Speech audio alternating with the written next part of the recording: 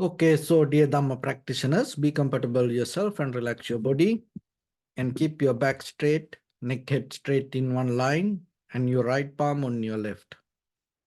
So gently close your eyes and bring your attention to this bell sound, and while you're focusing to the sound, mentally relax your body, relax your mind and relax your breathing with your thoughts. So do nothing extra.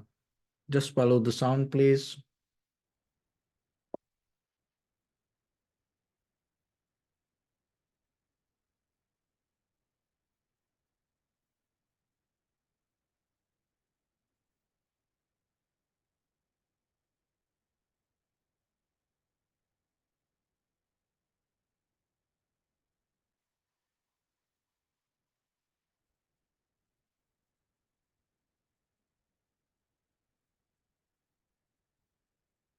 Namo tassa bhagavato arahato samma sambuddhassa. Namo tassa bhagavato arahato samma sambuddhassa. Namo tassa bhagavato arahato samma sambuddhassa. Homage to the Blessed One, the Exalted One, the fully enlightened One. So, dear Dhamma practitioners, before we start our practice session, as usual, we'll take few minutes to understand how this meditation practice will help for us to develop our conventional life, and at the same time, how we can gain our spiritual success. So as you know, this mental practice, especially in Buddhism, this mental culture, this mental practice, we call as mindfulness practice. So mindfulness word come from the word called satipatthana. So the satipatthana, if we go back to the very beginning of this word, the very meaning of the word, so sati means the mindfulness. That mindfulness is totally different than the mindfulness nowadays we understand. So nowadays that whatever you do, if you focus to that, if you knowingly do it, we call it as mindfulness practice. You bring your attention to the present moment and with your bodily, verbally, mentally action, you aware what you do. So that most of time people call as mindfulness. But here, when it comes to this Buddhist mental culture, the mindfulness means when some thoughts arise to your mind, if that thoughts are unwholesome or unprofitable, so knowingly that you change it. So as example, when you keep talking with a friend, if there is an intention, that when there is a kind of like idea come to you to tell lies, and in that very moment, you recognize there is a desire to tell lies, knowingly that you don't do it. So when there is a conversation happens, you feel anger. So with that anger, you feel to blame to somebody. Now you see your mind and you recognize there is an anger arise, you want to blame. So then you divert that. You don't go with that feelings, and you use the opposite word, kind of like rather than blaming, You appreciate that person. So from the beginning, it is kind of like a little bit difficult to practice. But try to understand very clearly what is the meaning of this mindfulness. So then when you kind of like feel to stealing something, you recognize it is an unwholesome action. You should not do that. So that you have this introspection, and when thoughts arise, you recognize it is unprofitable. There is no benefit for you. And at the same time, it is an unwholesome thought. Knowingly that, you stop it.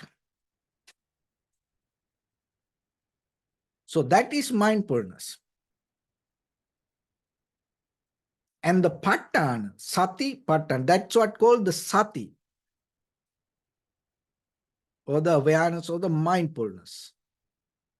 You recognize the very condition of the mind, very nature of the mind. If it is unwholesome, you get out of it. Pattern means settling down. And again establish. So then just imagine one moment. You can maybe do it, but in the very next moment, again the mind go back to that its own natural behavior, because the very nature of the mind, like always, we have this tendencies. We always have this cankers, mental formations coming from our past, our habitual patterns, our reactive behavior. And kind of like we have a current to go with this unwholesome actions or the unprofitable way. So that is why it's not one time that you just do it.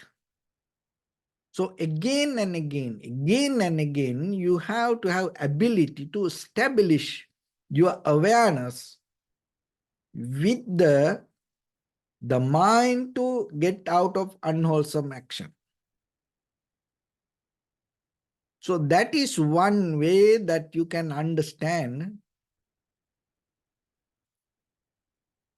deeply what is the meaning of practicing this meditation. Because now you know it is not just surface level of awareness, it is more deeper.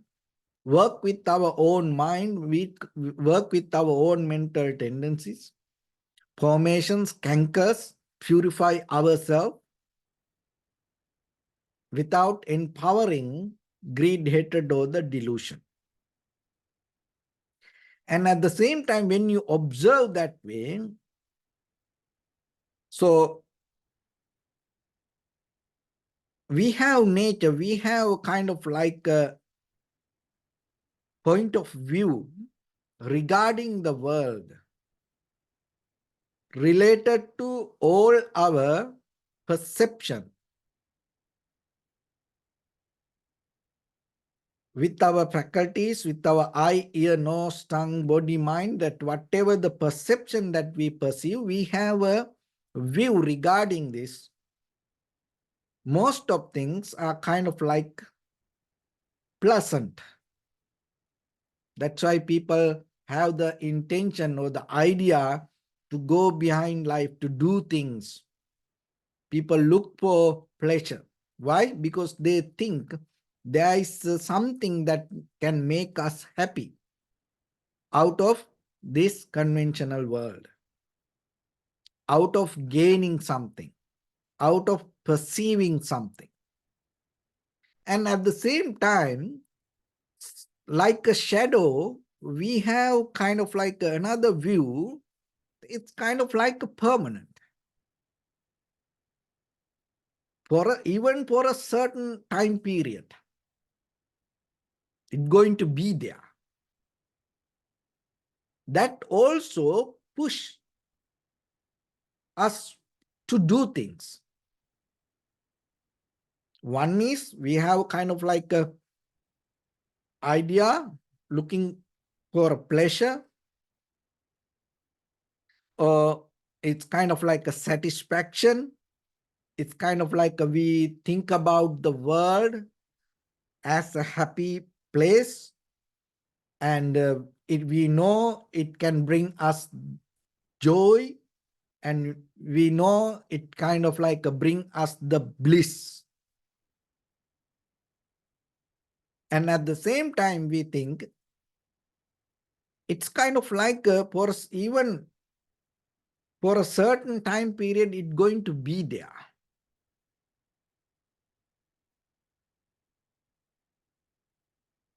And always we take, not the everything. There are certain things we take it kind of like a positive way with this worldly nature. We don't take everything as negative. There are a lot of things we take as positive. So those are the three kind of the views that we have regarding our own life and regarding the world. That view is the current give us to move forward. Try to understand clearly. In our mind, we have certain views regarding the world. The world means nothing but all the perception we perceive through our faculties. That's mean with our eye, ear, nose, tongue, body, mind.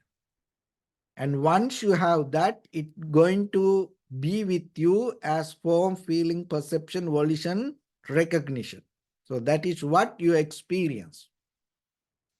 That experience, there are certain experience you believe it can bring you happiness. You believe it can bring you joy. You have a view regarding this outside world. It can bring you pleasure.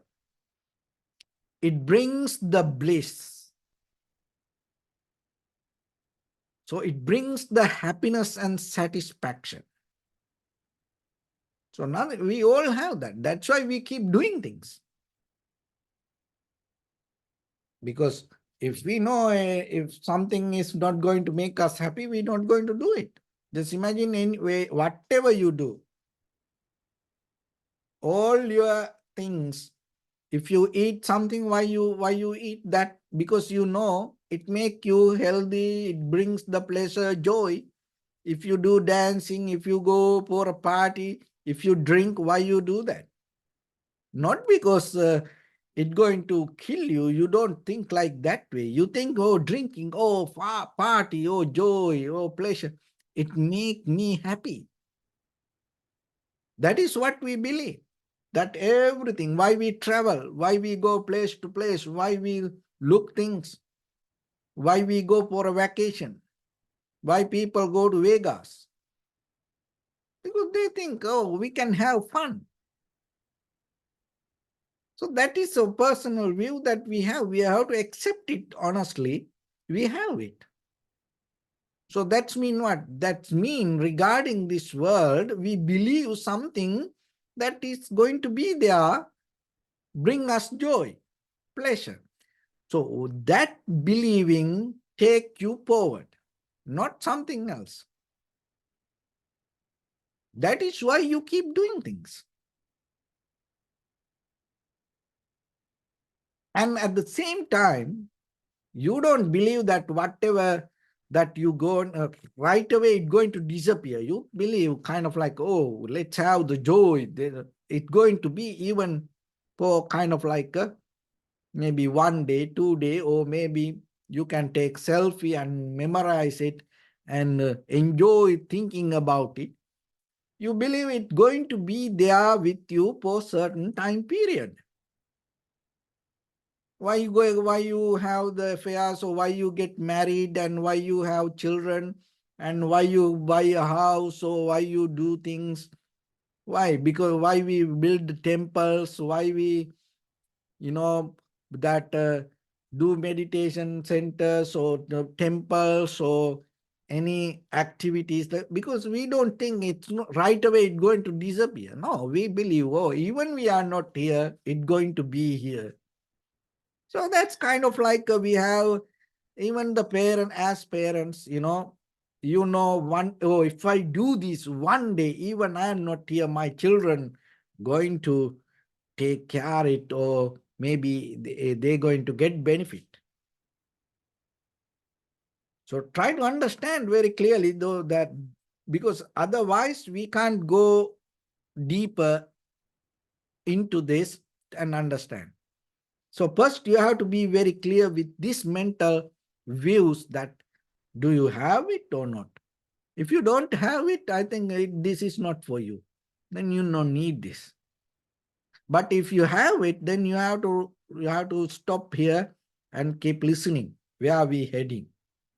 What is next? So when it comes to this happiness, satisfaction, joy, the pleasure or the bliss, comfort, these all have two ways, two methods. It calls samisa and niramisa. So samisa is a kind of like it called carnal. It's related to flesh, related to this self-centered mind, and related to faculties, eye, ear. We need the pictures, we have to have the eye. It's a very physical, raw level of experience. And another way, it is a bodily experience. And another experience is mental experience. It's non-carnal or niramisa. So unworldly experience, that's kind of like a mentally, deeply kind of like when it comes to deeper tranquility state, it's nothing to do with this physical material connection. So somehow that to go into that non-carnal experience, first we have to understand this personal view that we carry regarding this worldly nature. So this worldly nature we always believe as me, my, mind. And we again and again go behind it. But if you look very carefully, when you practice meditation, what happens? So practicing meditation means now, so the mindfulness, that means the sati or the awareness, when the unwholesome actions or thoughts arise in your mind, you stop it. You don't react to it. And you bring all these wholesome actions. And again, you settling down with that. So when you do that way, what happens? Your mind going to become purified. Purify means your mind going to become more clear. When the greed, hatred, and the delusion reduce in your mind, so whatever come to your eye, ear, nose, tongue, body, mind, your perception become clear. So that means this bodily experience. So that means this carnal experience going to become more clear. You have the clarity. Another we call direct perception. So once you have this direct perception, what happens?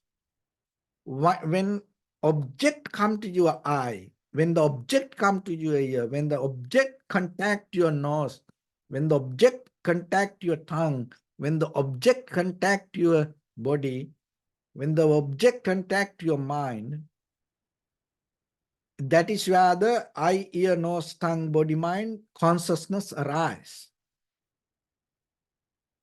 And with that consciousness, what happens? You start to develop the form, feeling, perception, volition, recognition inside you. So that's your self-experience. But now when the perception becomes clear, out of that clarity, when your mind have the ability to have the understanding without bringing your past experience to the present moment, the very view that you had regarding this carnal experience, this worldly experience, what are the views that we had? Oh, whatever the good things, the pleasant things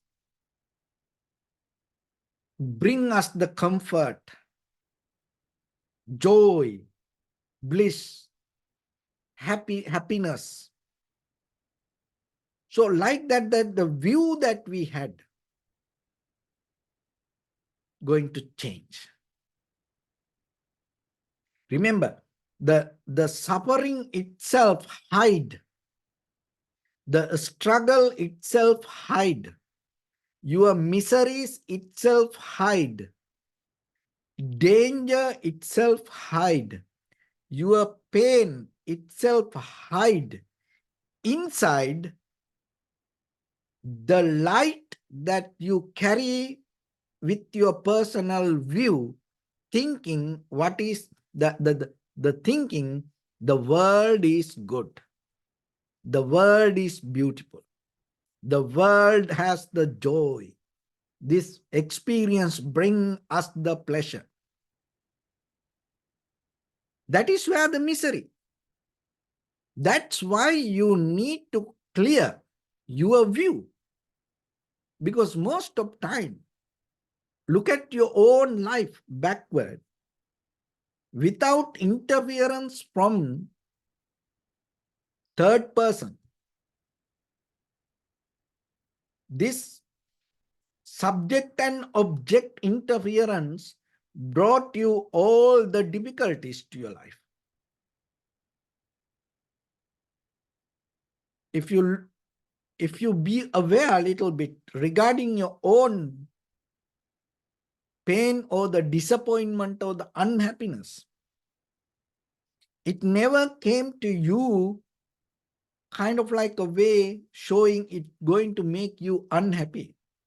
It's going to take you to trouble. It's going to take you to difficulty. So whatever the difficulties that you have today, be honest yourself. Whatever the difficulties, sadness, worry, disappointment, unhappiness that you experience today, how it came to you first? It came to you first. Somewhere you used to believe with your personal view regarding, oh, it's going to make me happy. There is a pleasure. There is a joy in it. There it is the bliss. So inside that package that you develop, you didn't see the suffering was hiding. That is the key point you have to understand. Because then yourself, if you be aware about in this very moment that whatever you see as pleasant, joy, bliss, happiness, then you become more and more and more mindful about it and see.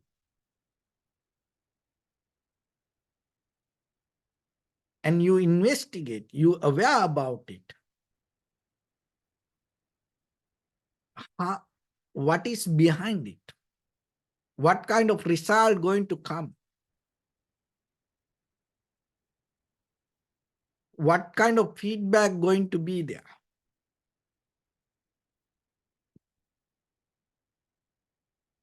So once you understand that,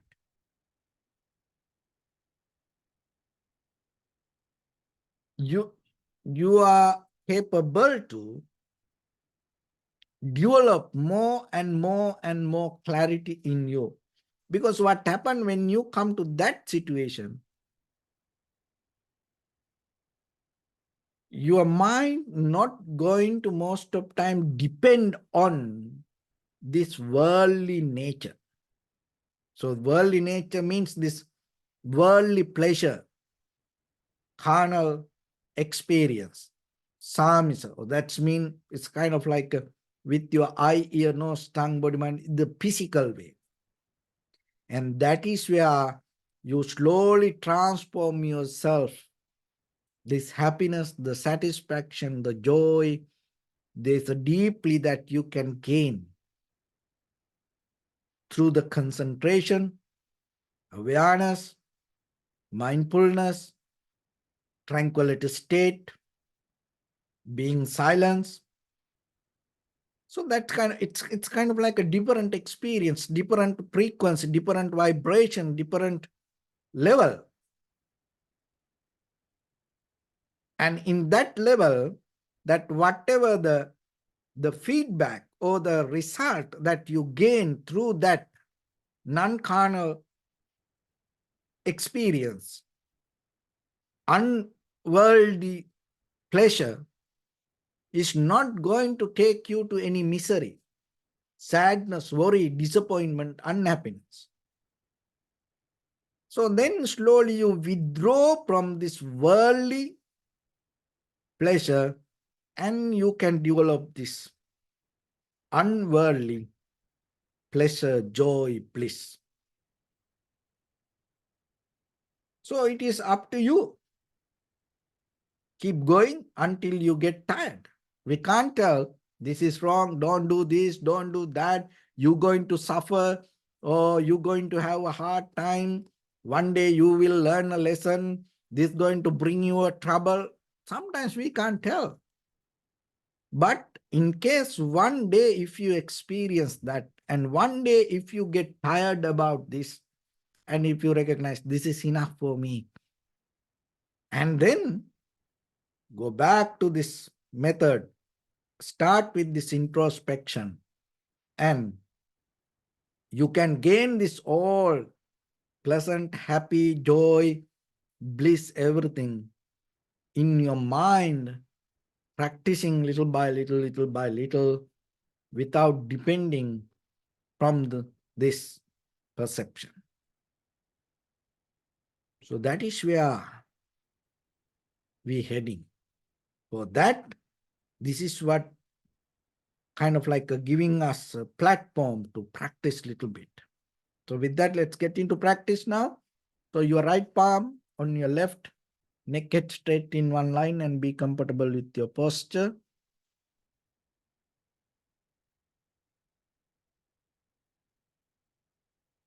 And bring your attention to your body and scan head to toes yourself and say Supatveva, or may I be well and happy 3 times.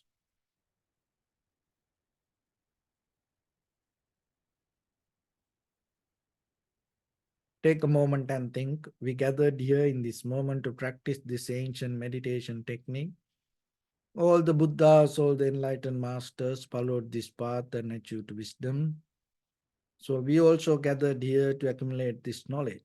In this moment with this sitting, may my body become more comfortable, may my breath be more smooth, may no difficulties come to me, may all the success come to me. Also think for a moment, this is the last moment we're spending in this very lifetime. and detach your mind from all your past memories and as well as any kind of future thoughts. Just try to remain in the present moment, observing the sensation of your inhalation and exhalation. So as I mentioned, if your mind go here and there, bring it back again and again. And if your thoughts change inside you, always keep aware. You are practicing this and you are observing inhalation, exhalation. So do nothing extra. So in the beginning, deeply and gently, breathe in, breathe out 3 times and find the sensation, please.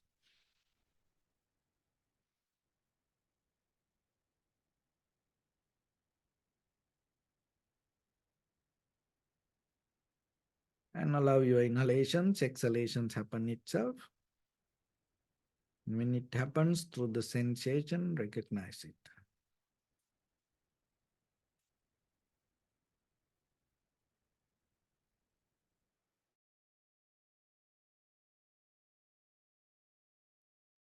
Bring attention to your body, please.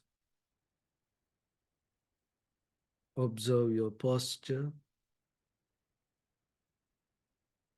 We cultivate loving kindness and compassion in our heart and radiate it as a light through entire your compound, village, city, state, country, world, around this universe. And as far as you can through galaxies, other planets, stars, reminding yourself like this. Mentally repeat after me. May all living beings in this universe be well and happy.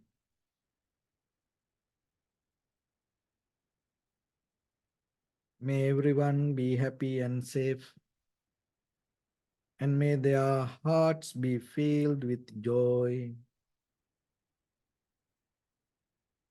May all living beings live in security and in peace. Beings who are frail or strong, tall or short, big or small, visible or not visible, near or far away, already born or yet to be born. May all of them dwell in perfect tranquility. Let no one do harm to anyone. Let no one put the life of anyone in danger. Let no one out of anger or ill will wish anyone any harm. Expand the loving kindness and compassion beginning from your heart. Forward. Visualize yourself and send it as a light.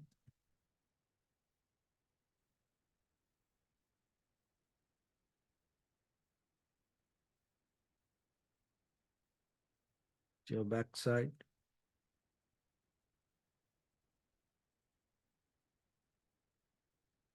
Your left side.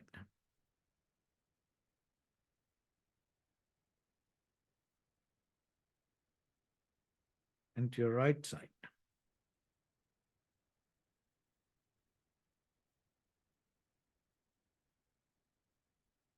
Downward.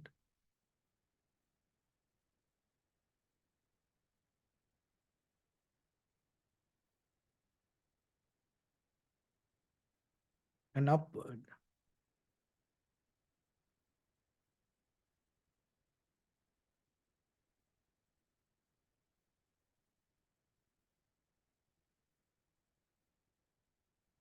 To all 6 directions at once, like the moon, the sun, spread the light, spread the energy, without condition, without any limitation, without any resistance or without any judgment.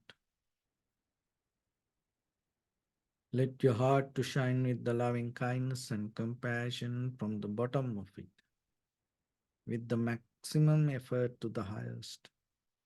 Wishing yourself, may all living beings in this universe be well and happy.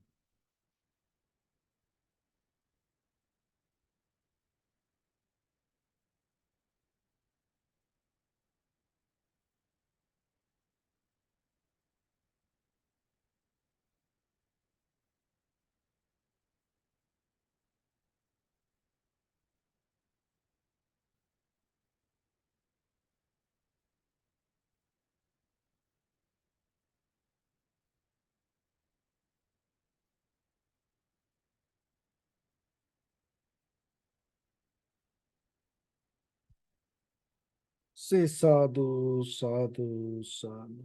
So, first of all, we offer this practice to the great qualities of the Buddha, Dhamma, and the Sangha. Also, by the power of this meritorious deed, may all of us attain to the supreme bliss of Nibbana. May all your guardian angels and deities will receive these merits and increase their longevity and protect all of you from any kind of planetary influences or any ill effects. Ittavata cha ammihi sampadam punya sampadam sabbe deva anumodantu sabba sampatti siddhya sabbe bhuta anumodantu sabba sampatti siddhya sabbe satta anumodantu sabba sampatti siddhya imaya dhamma anudhamma patipattiya buddham pujemi dhammam pujemi sangham pujemi Addaya imaya patipattiya jati jara vyadi maranam ha paribunjisami Idamme punya kammang asavakkaya vahang hotu sabba dukkha pamuncatu. Bless you.